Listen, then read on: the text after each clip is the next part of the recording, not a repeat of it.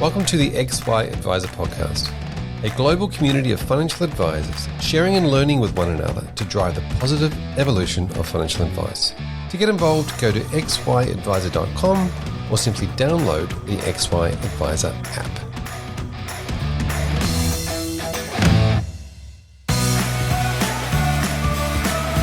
This series is brought to you by IDII Australia, committed to working with advisors to protect the financial health and welfare of more than 3 million Australians. In 2020, AIA paid over $2.2 billion in claims. That's a little over $42 million each week when clients needed it most. AIA Australia would like to help you arm yourself for your next client appointment with this 5-part series into Australia's income protection industry from the 90s to now. Strengthen your knowledge and conversations with valuable insights from a panel of speakers from various backgrounds, exploring how the new generation of IP products can help your clients.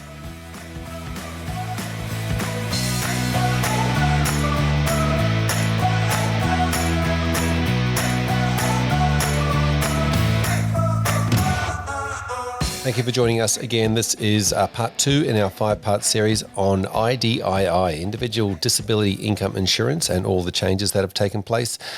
Now, sustainability is obviously a huge piece of this puzzle, and in this episode, we really go into a bit of depth around what's so important about sustainability in the future, why it's so important for you as an advisor having conversations with your clients, that this becomes a topic of conversation. Thank you for joining us again, Catherine. It's good to be back. We're talking about sustainability, that old chestnut. Let's have a chat about this particular topic. How do you see? Let's start with where we are now. Have we stabilised? Are we? Other products, other new products that are coming out sustainable? And tell us about the old ones. Oh gosh, you'd want to hope so. They've been given that mandate to ensure that they are so sustainable. I think there's been so many levers pulled. I don't think that's I think it's a fairly safe bet. I'll say that cautiously, that the new products will be sustainable. But income protection is only part of the puzzle. I really do believe that the next wave we have to deal with will be trauma insurance. I really do think it's at the peak of generous definitions. And I wouldn't be surprised to see that being drawn back or brought in greater levels of tiering rather than just having 100% or 10 to 20%. I think we'll start to see more midway options as far as benefit payments go.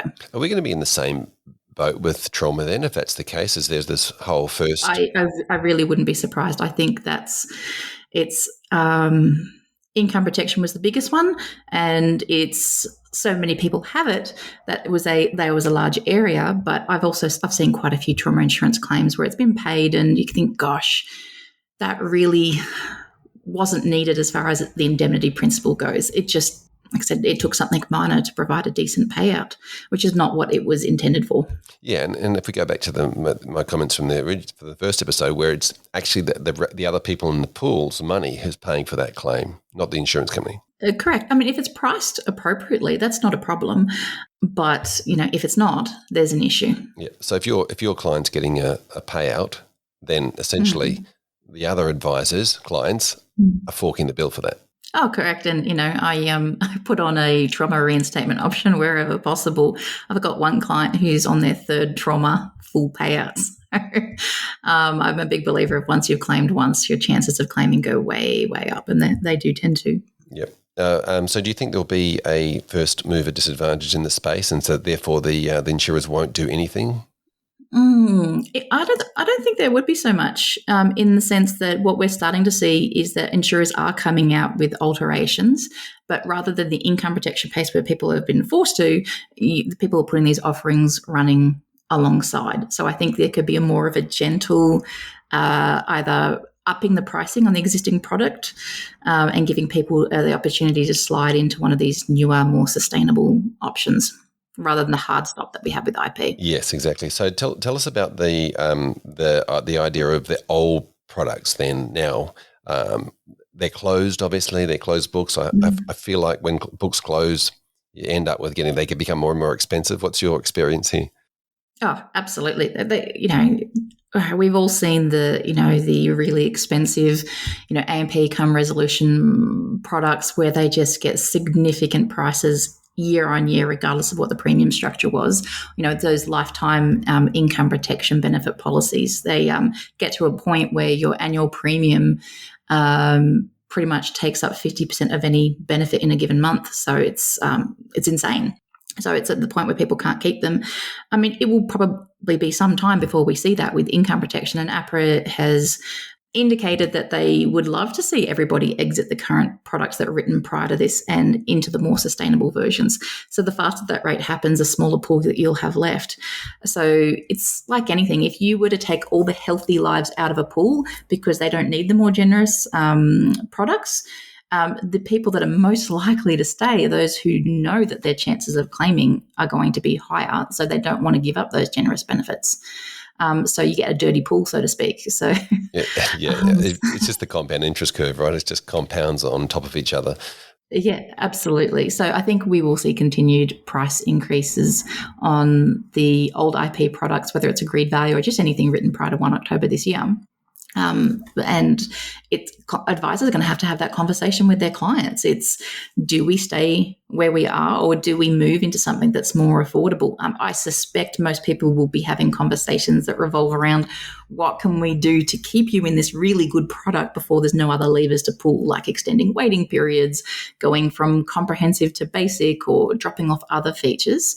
But until that happens, time will require it to be played out. Yeah, it is going to play out over time, I guess you could say. So from a sustainability point of view, what's a conversation you can have with your client about sustainability then that leads into this conversation about where they have their income protection?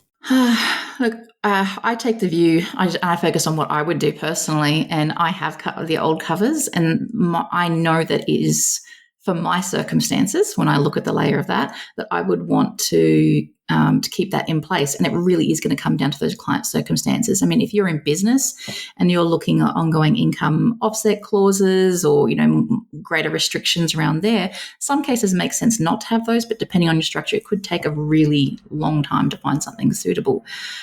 So it really is going to come down. If they're happy paying the cover, they value the quality, of course you're going to keep on going with what you've got.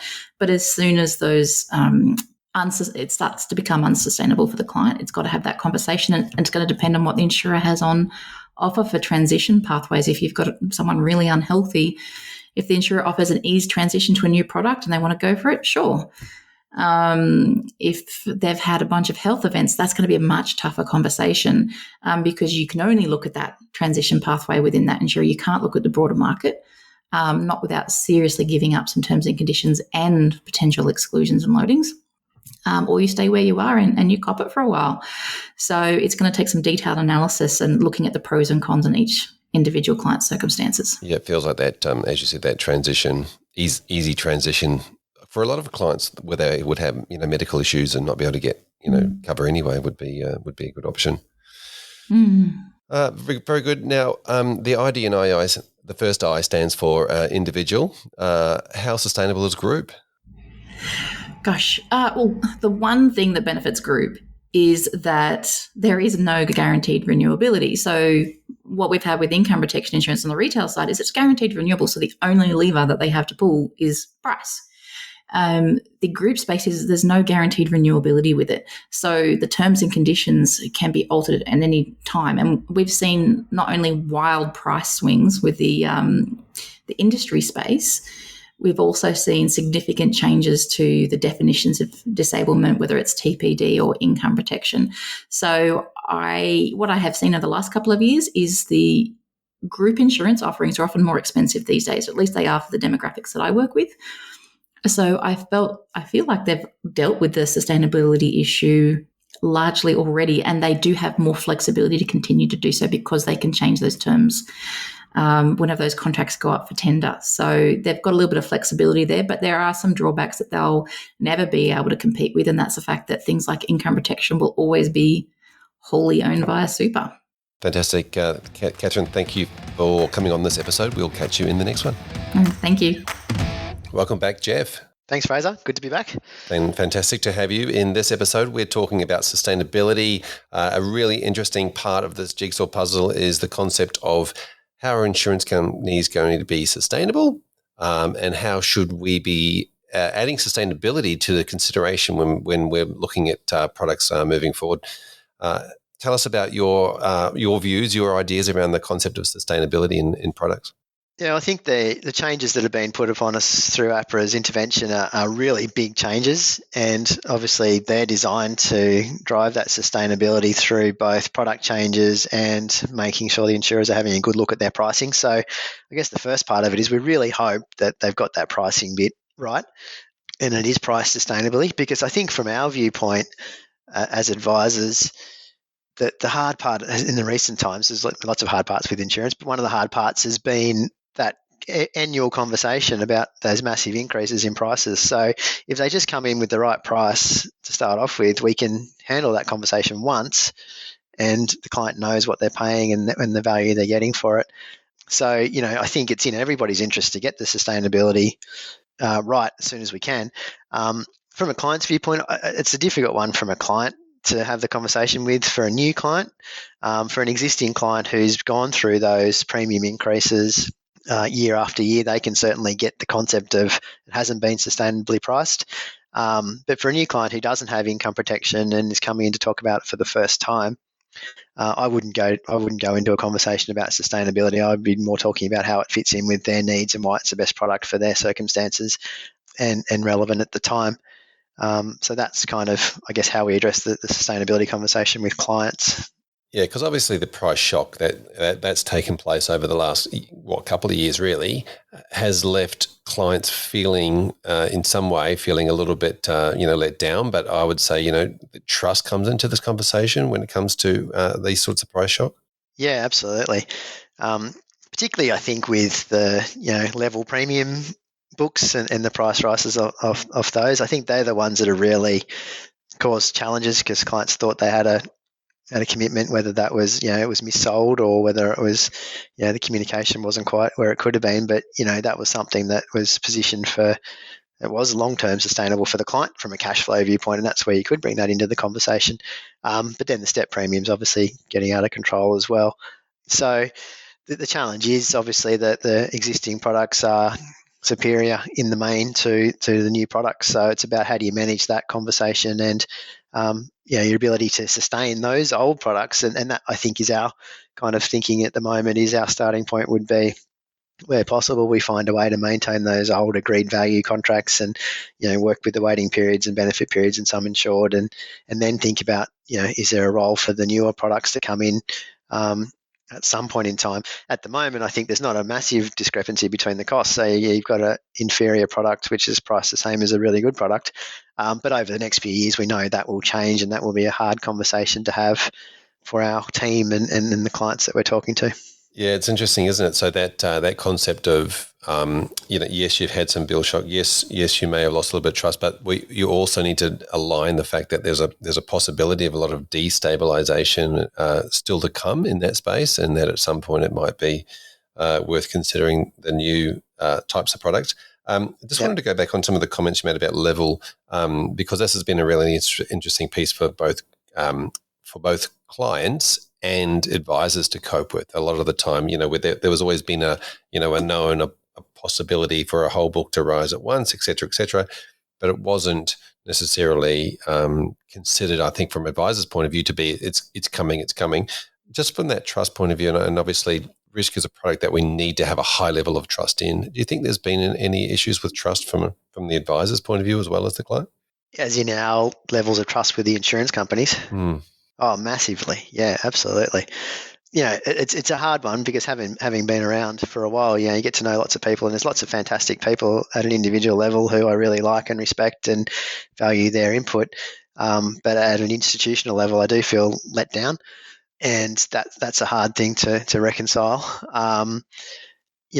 Mostly around the pricing issues and the communication of those, and how we continue to get that so wrong, and how that was positioned with us in the early days of selling these products and advising our clients into those, and then all of a sudden we're seeing something so different. But also because we've known that there are issues, and what have we done to address them?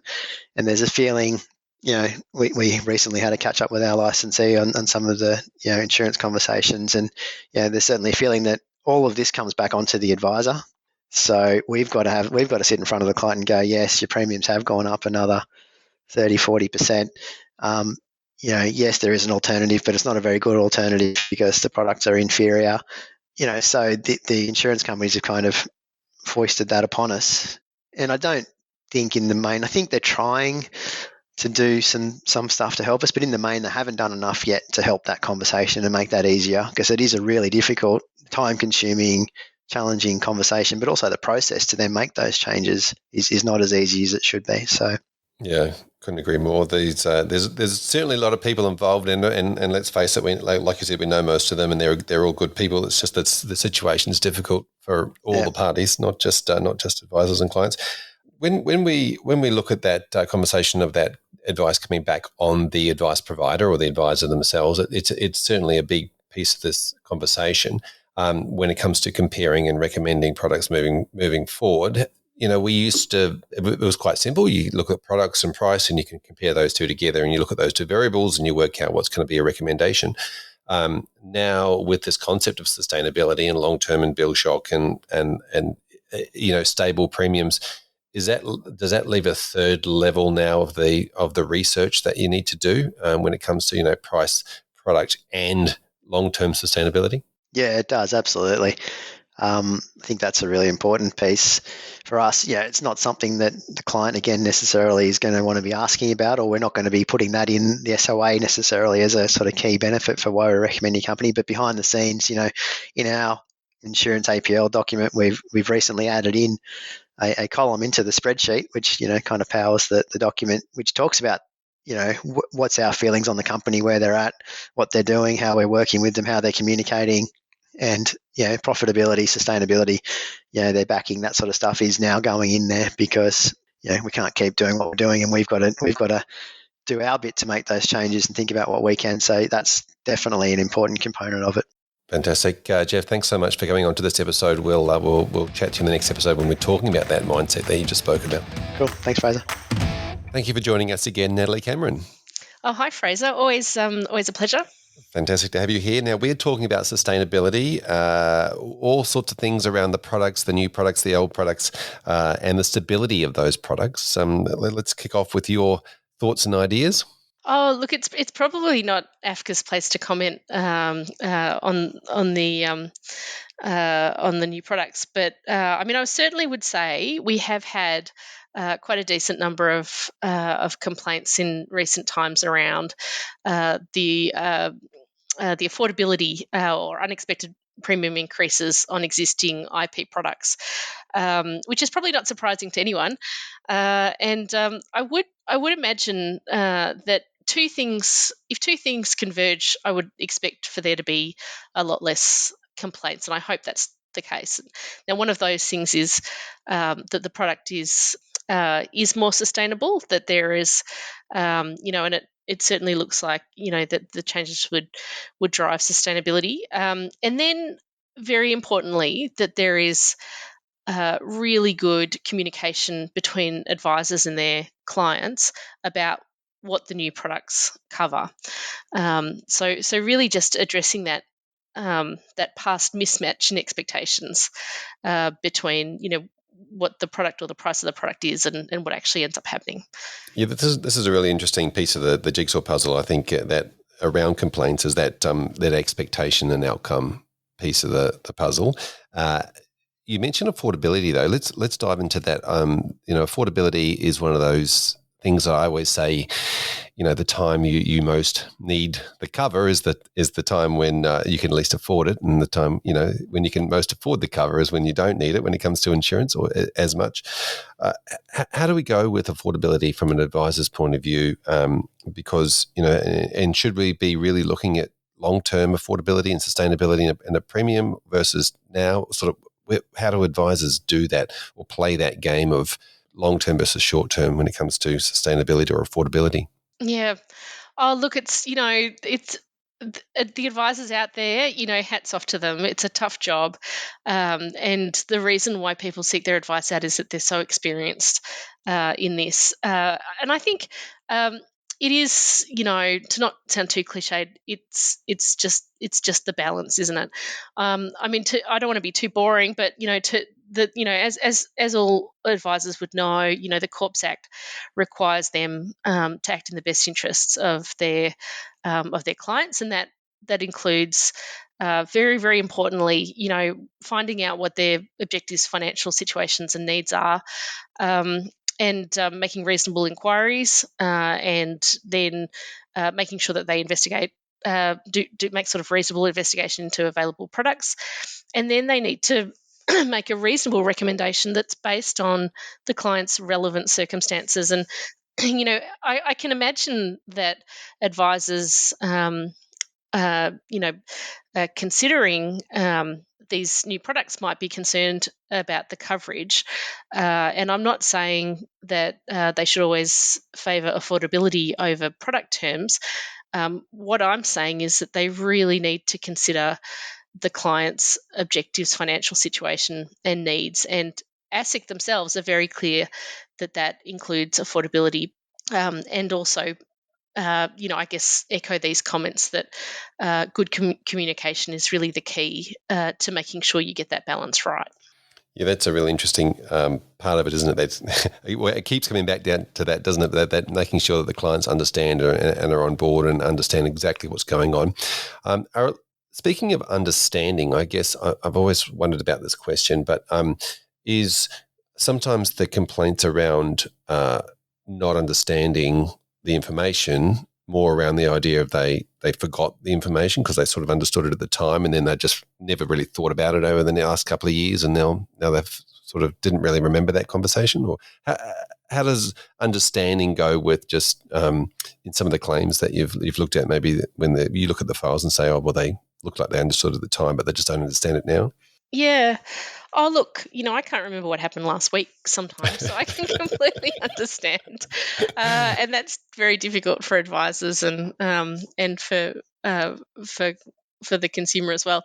I think, well, when AFCA gets one of these complaints, what we first are going to look at, apart from the submissions, from the parties, we're going to look at the documentation that's in place. So, the statement of advice or record of advice is required to be there. That should set out that consideration of of how the product that's recommended fits in and meets those needs that were picked up in the fact find. So I guess most importantly, the records of advice, but also file notes of conversations that refer to what the client wanted, what they favoured more, what was more important. Was it more important that they could still sort of pay for Netflix and go out to dinner, or were they really focused on sort of a high level of income protection at the time? It's first of all, it's the documented evidence of those things. I think if somebody sort of understood it at the time and sort of forgot it, that's not really on the advisor. Having said that, it's really difficult for us to make an assessment of what really happened if it's not properly documented. It's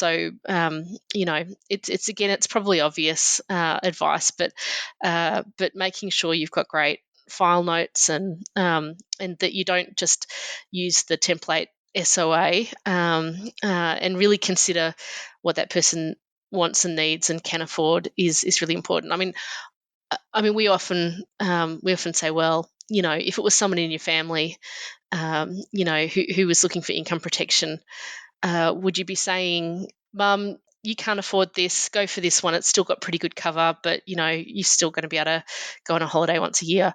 Or would you be saying, look, given your worries about potential medical things or your financial obligations, you should go for the very best, most extensive cover, and that's just one little way of testing whether it's really in the best interests. Yeah, great little test. just while we're on this subject though, some advisors record their conversations or record the meetings with the clients. How do you guys treat that in the scenario rather than say a documented or file notes? Oh, look, I mean, a lot of large companies have standard recording, and so we certainly listen to recordings. I just completed a matter where I listened to over 70 voice recordings, and let me tell you, that takes a little bit longer than looking at a file note. Yeah, That's good evidence. I mean, I would obviously be very clear with the client that they're going to be recorded to get their consent to do that. Yep. But that's great evidence as well. Yeah, wonderful. Now back to sustainability. I know you've spent some time in the past, in your past life, with group products, and I know that group wasn't included, obviously, in IDII. But tell us about how you sort of see the sustainability of group products. Look, I think there were different market forces at play in the group market, at least when I was a part of it. I'm probably not the most qualified now to comment on what's required there, but I certainly know that the various funds, super funds, and employers were really active in considering what was in the best interest of their members, and that certainly drove, I guess, more tailored coverage for different funds and schemes. Of course, a huge amount has happened in the market since I was in it, and a lot of mergers and acquisitions. And I'm probably not the most qualified, Fraser, on that one. Fair enough. Now, what do you think? Where I've had some comments or heard some comments around the idea of the older products now that they're closed will become, will probably continue to push up in price as people start to leave those products. Do you have any thoughts or ideas on how that might play out? Well, I know there's been some concern that the pool will effectively, that there'll be some anti-selection and the pool will effectively become the less healthy lives. I think that's unfortunately one of the potential outcomes. Having said that, even people with health conditions may not be able to afford the continuing premium increases that we've seen. And so it's a bit of future crystal ball gazing, I think, but I think that's certainly a risk. Yeah. Natalie, thanks so much for coming on this episode. We look forward to catching you in the next one. No problem. Thanks, Fraser. Ben Martin, thank you for joining us again. Thank you, Fraser. We are talking about sustainability of both the old world and the new world products.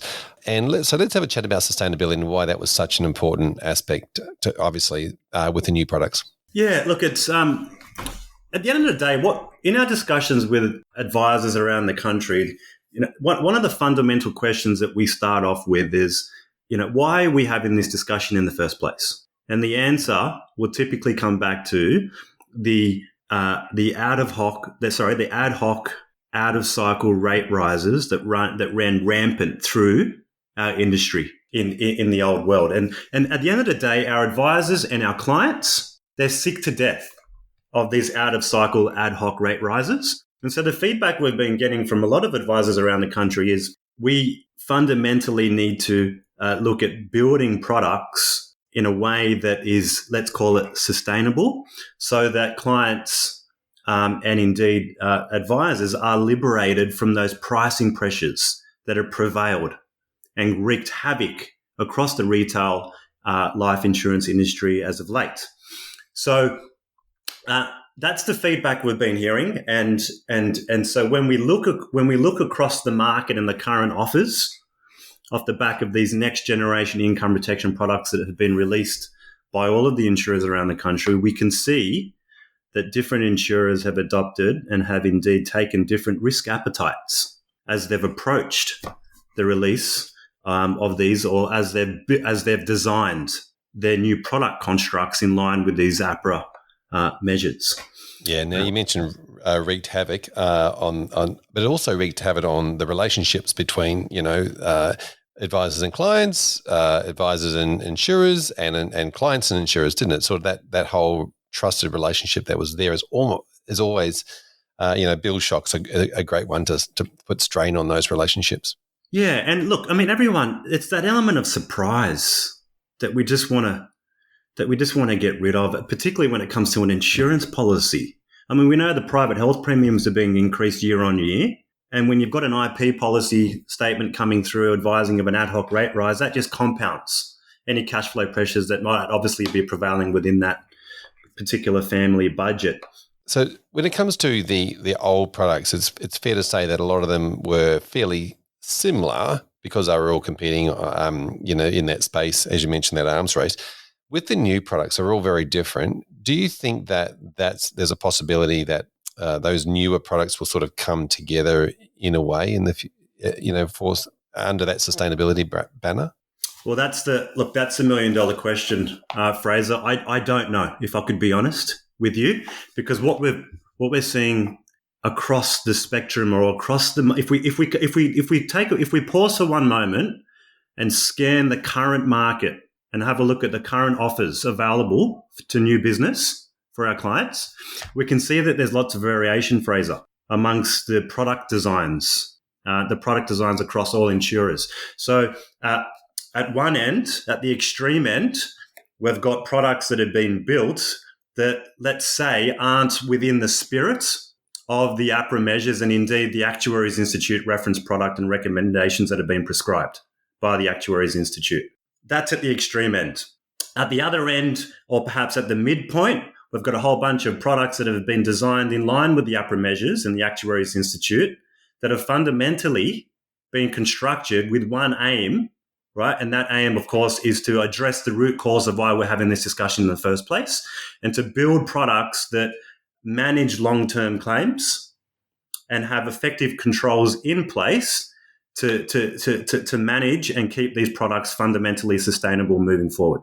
And so, Fraser, one of the things that we're really keen to, to unpack and to see is whether we end up seeing some type of sustainability scoring system that will be released to the market that will provide meaningful content and intel for our advisors when they're looking at recommending a particular next generation income protection product.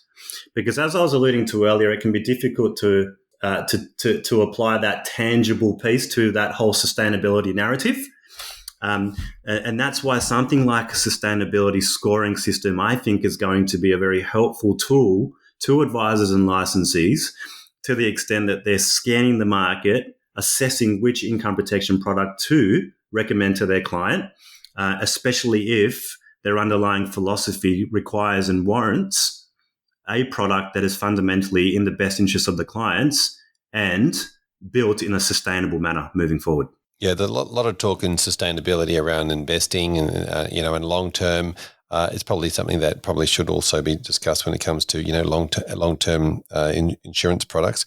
If I could add there, Fraser, I think the big one too with sustainability is that what we're talking about here, if we put this into practice, right, is if I'm recommending a next generation IP contract that is, let's say, at a higher risk of being susceptible to ongoing pricing volatility once the contract goes in force, and perhaps that's because the controls that have been built into that contract aren't as robust to manage long-term claims, then to what extent is that actually in my client's best interest for them to subscribe to one of those products? Because when you think about it, whenever, and advisors would know well and true, advisors would be well and truly across this, but in the past, if there have been pricing pressures prevailing within a particular life insurance contract, there may have been a tendency to review that existing product and look to replace it with a suitable product in light of the client's needs and objectives that may have ultimately aligned with their needs and circumstances and objectives, but at the same time providing some pricing, alleviated the client of any pricing pressures that may have prevailed in that existing contract. In the new world, if my client is in one of these contracts that is perhaps more susceptible to pricing pressures moving forward, then the $1 million question is, if I have to replace that contract 2, 3, 4, 5 years down the track, to what extent am I going to run into difficulties replacing that product at that point in time, especially if that client's medical condition has subsequently worsened 3 or 4 years down the track? And if the medical condition of the client has subsequently worsened, how is that going to complicate the replacement product process?